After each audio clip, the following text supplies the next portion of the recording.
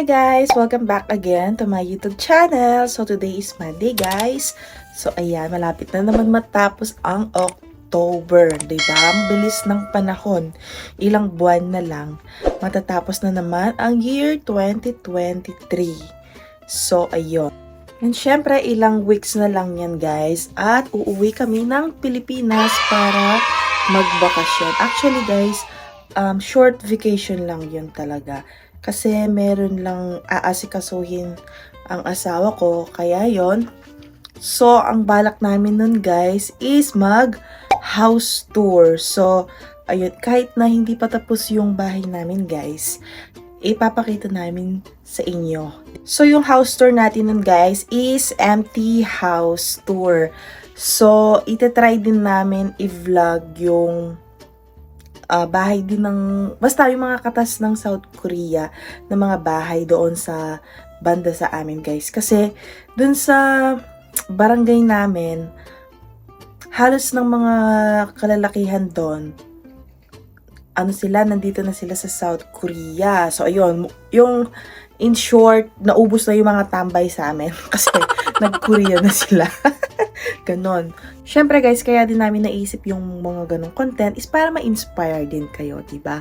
So, ayun. Malay nyo, once na nakapunta na kayo dito sa South Korea, makakapagpatayo na kayo ng inyong sariling dream house, diba? So, ayun guys, i-claim nyo na yung pag-aaral nyo ng Korean language, focus, magpursige kayo, lahat ng puyat, pagod, worth it yan. Tapos pag nandito na kayo sa South Korea, ipon, bili ng lupa, kung wala pa kayong bahay, at least may start nyo na yung inyong dream house. Hindi yun imposible guys kapag nakapagtrabaho ka na dito sa South Korea. Kaya guys, sa mga EPS aspirant dyan, galingan nyo. And sa mga wala pang reviewer, or kung hindi nyo pa napapanood yung mga recent vlogs ko, lagi kong binabanggit to, na kung kailangan nyo ng EPS topic reviewer ay bibigyan ko kayo for free. Basta i-message nyo lang ako doon sa aking Facebook page na ko sa screen, i-flash ko sa screen. So yan guys, i-message nyo lang ako dyan kung kailangan nyo ng reviewer, lalo na kung self-study kayo. So yun guys, for free yan, walang bayad. So message me on my Facebook page. Ayan, sa mga nagtatanong pala kung merong bayad itong accommodation namin dito, yes po. So, yung accommodation namin dito is container. So, yes, may bayad po siya. And kung gusto niyo makita kung anong itsura ng container dito, meron akong vlog na room tour. Ayan guys, if-flash ka sa screen. Kung hindi nyo pa napapanood guys, at kung gusto nyo makita kung ano yung itsura ng mga container dito, ayan, panoorin nyo yung vlog na yan guys. Meron pa akong 7 minutes bago pumasok sa trabaho. So ayan, chika-chika muna tayo guys. Actually yung degree, yung ngayon, yung temperature is positive 9. So medyo malamig na guys. And chinek ko sa weather forecast na next week, mga 5 to positive 2 degrees Celsius na. So palamig na talaga ng palamig. So sa mga papunta pa lang dito sa South Korea, magdala na kayo ng mga jacket ninyo. At least mas maganda na yung meron kayong baon right away pagdating nyo dito sa South Korea. So kung nagsahod na kayo noon, for example lang na nagsahod na kayo, ayun, pwede na kayong bumili ng mga quality na winter jacket or mga pang-inner. Ayun. Pero kung hindi naman kayo maselan guys, pwede naman kayong bumili sa ukay-ukay. Kasi sa case ko noon, nung dumating ako dito last week of September, medyo palamig pa lang noon. So ayun, nung pagpatak ng October, doon kami nag-ukay-ukay ng mga katrabaho ko. So ayun. So kung hindi naman kayo maselan guys and gusto nyo din na makatipid, pwede kayong bumili ng mga winter jacket, mga coat, mga pang-inner sa ukay-ukay. Mura lang guys kasi yung mga pang-inner nagre-range sila ng 2 to 3,000 or 5,000. 2,000 to 5,000 won. So, ayun. And mga jacket na may hoodie, mga ganon, umaabot sila ng 5,000 won. Yung mga coat na second hand, yung ukay-ukay nga, umaabot ng 25,000 won to 30,000 won. So, ayun. Lalo na kung bago ka pa lang dito, guys, okay lang naman na mag-ukay-ukay muna. So, kung may sahod ka na, at least, ba, you have the choice kung gusto mong bumili ng bago. So, yung snow dito, guys, is hindi naman ganun ka-severe compare sa ibang bansa katulad ng USA, Canada, ganon. So, kasi yung snow dito, for example, bumuhos ng malakas, mga 2 to 3 days lang malulusaw na. Pero depende kung minus degree, guys. Lalo na kung straight 3 days or 4 days na minus degree, medyo matagal bago matunaw yung mga snow. Pero hindi din para-parehas, guys. For example, kung nasa taas na part ka ng South Korea, mga Sokcho, Gangwon-do, ganun, makapal ang snow doon and matagal matunaw. So, ayun, guys. Pero kung banda dito sa Gyeonggi-do, sa Seoul, sa Hwasong, mabilis lang matunaw yung snow dito, guys. Ayan, guys. Pasok na tayo. Nakalimutan ko yung AirPods ko para in case man na mainip. Ayan, magbaon tayo. So, ayan guys, pasok na sa trabaho.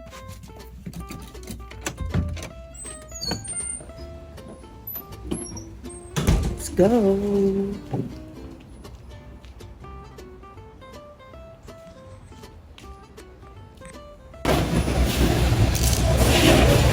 Hello guys! Ay, ang gulo ng buhok ko. Break time. So, ayan, time check. 11:55 a.m. So, break time, guys. Kain muna tayo. So, let's eat, guys. Ang ulam ko is, ang tawag dito, ginataang isda. So, yes po, hindi libre yung pagkain namin. Well, hindi kami, yung sa ibang company kasi, di ba, meron silang sikdang. So, ayun, mga kinakain nila is Korean food. Pero dito sa company namin, guys, sarili kami ng luto ng ulam. So, ayan. Meron namang advantage yung kami yung nagluluto sa sarili namin pagkain kasi nakakain namin yung gusto namin compare pag, tawag doon, pag sa sikdang, sa company, ayun. Syempre, mostly hindi masarap or hindi natin gusto yung ulam ng mga Koreans, diba? Pero ang disadvantage lang na kami yung nagpe-prepare is nakakapagod, lalo na kung galing ka ng overtime tapos kailangan mo pa magluto. Syempre nakakapagod, diba guys? Compare naman pag merong provided ng company, ayun, kakain ka na lang. Wala ka nang poproblemahin. Kumbaga yung iisipin mo na lang is almusal. So, ayun guys. So, kain muna tayo. Say hi to my vlog! Ayan guys, mga katrabaho ko. Ayan yung mga malalaking makina. Ayun! Si Terry Name! Ha? Oo! Hi guys, I'm back. So ayan, nakapag-out na ako galing sa trabaho.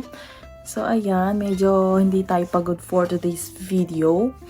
And ayan, as usual, ilang months na akong walang overtime. Last time na nag-overtime ako, anong month yun? May!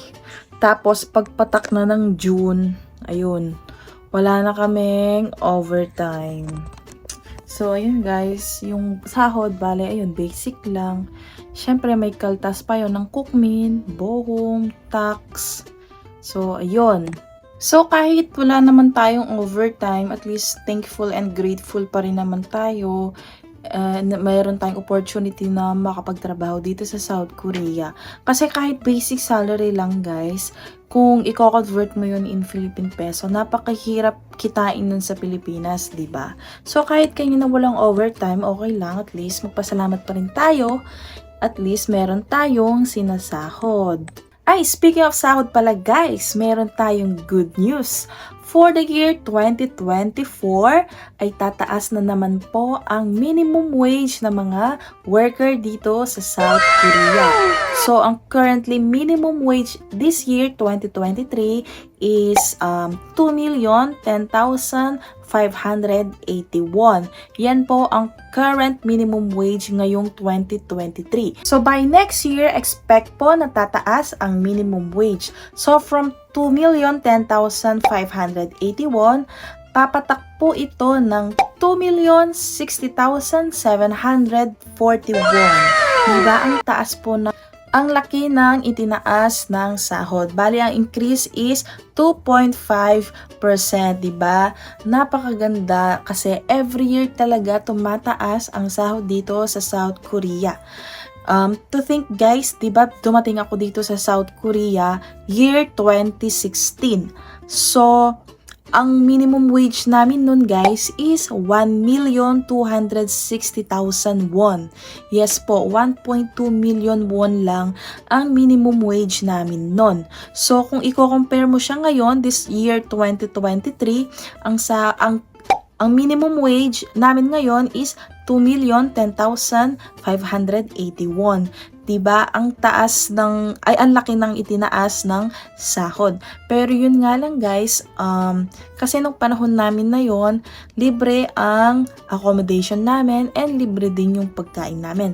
Pero nung time na lagi nang tumataas yung sahod every year, ayun na, nag-iba na ng rules. Since every year tumataas ang sahod dito sa South Korea, nung year 2018, miniting kami ng amo namin about dyan.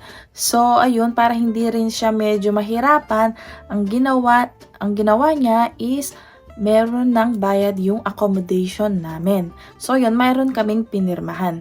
Kala nga namin sa company lang namin, pero may mga kakilala din ako, kahit mga container yung accommodation nila dito, is meron din bayad. So, ayun guys. So, swerte na lang talaga kung yung amo ninyo na madadatnan dito, libre lahat. So, hindi naman lahat merong bayad guys sa accommodation.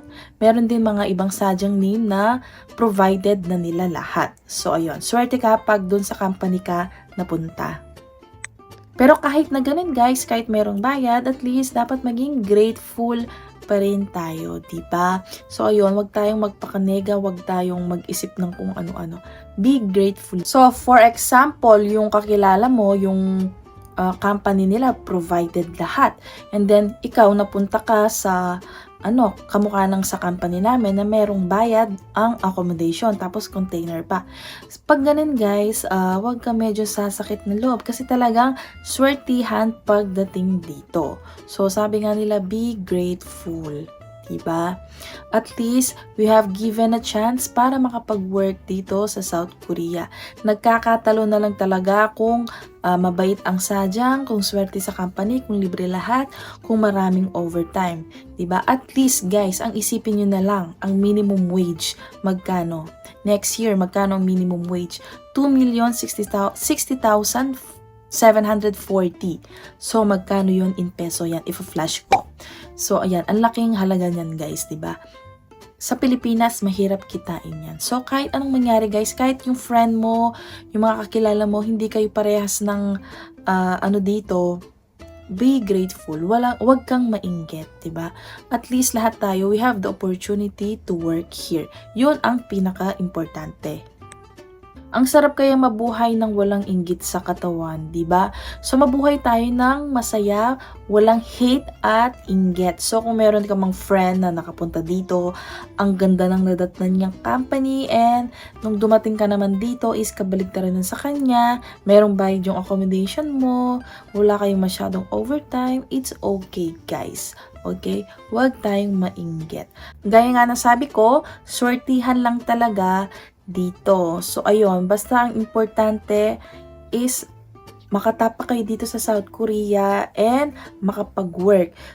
For example naman, kung hindi naman maganda yung nadatnan yung company and medyo merong anomalya, katulad ng hindi binibigay yung sahod on time or hindi binabayaran ng buo yung sahod nyo, of course, that's the time na talaga guys na magpa-release ka para mag-change ka ng company. So yun, meron ka namang karapatang mag-change ng company. So ayun guys. So ayun, para sa mga EPS aspirant na nanonood dito sa aking YouTube channel, isa na naman itong pampa-inspire sa inyo para mas ganahan at sipagin kayong mag-aral ng Korean language. So ayan, isipin nyo guys, for the year 2024, ang minimum wage ay 2,060,741. Napakalaking halaga niyan guys. So ayan, pag talaga naipasa nyo ang EPS TOPIK exam, you are one step closer to your South Korea dream. So ayan guys, magpursige lang kayo. Kakayanin at kakayanin nyo yan. Huwag kayong mag-alala. Kung nakaya ng iba, of course, kayo din kakayanin ninyo. Okay? So huwag kayong panghinaan ng loob guys. So ayan guys, I think dito ko na i-end yung vlog dahil marami pa tayong gagawin. So ayan, and mag-edit pa tayo ng mga naka-imbak nating mga vlog. So ayan guys, kung nagustuhan nyo itong video na ito, please give it a thumbs up. And kung hindi ka pa nakakapag-subscribe sa aking YouTube channel, please subscribe to my YouTube channel. And please click the notification bell para updated ka sa mga video na i-upload ko dito sa aking YouTube channel. So ayun guys, thank you for watching and see you on my next vlog. Bye!